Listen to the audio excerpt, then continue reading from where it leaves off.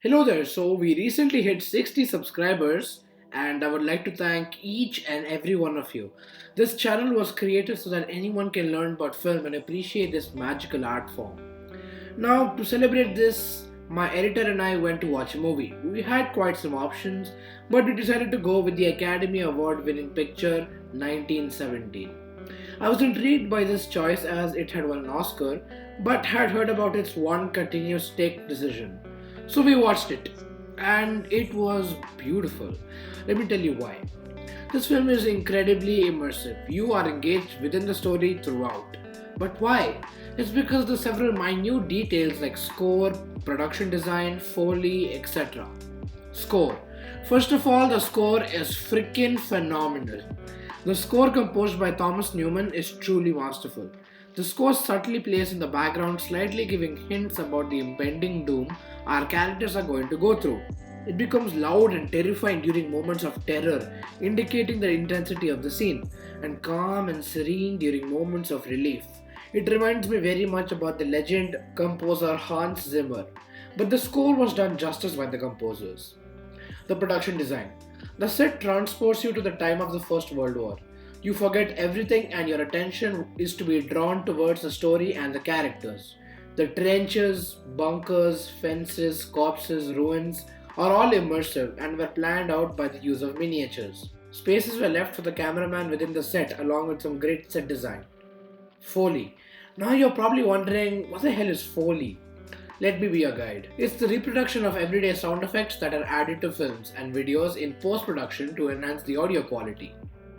I'm pretty sure Foley artists were a part of contributing to such fantastic sound design. We are storytellers with sound. Over here we have a feather duster used for bird wings. We bring sound into the story and we can create any mood with that sound. This is what we use for horse hooves. They're plungers, and we stuff them with cloth and a little tape. And here we go. Cinematography. Now, the cinematography is obviously spectacular as it won a freaking Oscar, but really it's beautiful. First of all, I really applaud the Oscar winning cinematographer Roger Deakins for his work in these films. The illusion of a long take shot is truly a cinematic achievement. If you're wondering, this whole film is shot in a way to look like it was one take. As the film progressed, I found myself immersed in the film rather than searching for hidden cuts. The plot of the story is basically two young British men are chosen to deliver a message to the Devons, telling them to call off their attack as the Germans had laid out a trap. The story focuses on the two young leads, Blake and Schofield, and their chemistry. George Mackay and Dean Charles Chapman were relatively unknown faces, which led us to care for their characters rather than the actors. The little banter between them humanizes them amidst all this World War I chaos and destruction. Eventually, a German stabs Blake, causing him to slowly die. Blake had an emotional reason to stop the attack, that being his brother was part of the battalion that was about to attack and that his life was in danger. When Blake slowly dies, it's gut wrenching as he couldn't see his brother again. The realization of his bleeding and impending death is a very human scene. Several teams are tied together with a satisfying payoff. Schofield had collected some milk earlier and it paid off when he finds a baby who is in dire need of that milk. Perfect. After Schofield goes through several obstacles, he sees a woman with a baby. The movie becomes slow and calm. After all the warfare, the movie takes a break and brings a human element to it by showing the people who just want to live a happy life.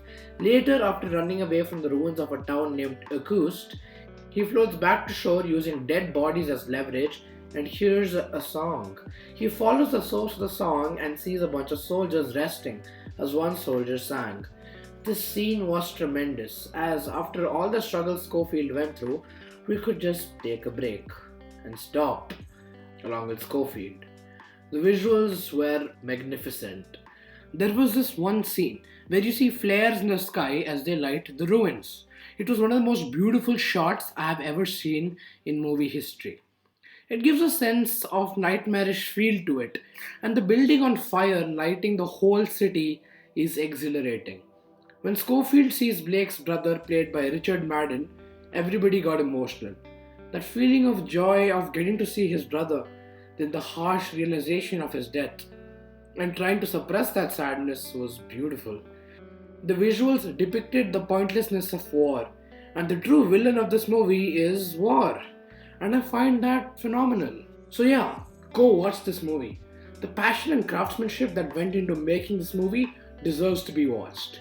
This film was the director Sam Mendes' passion project, as his grandfather, Alfred Mendes, fought in the First World War and told Sam about these stories, which made this film personal to him.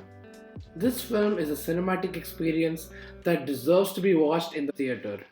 Thank you so much for watching.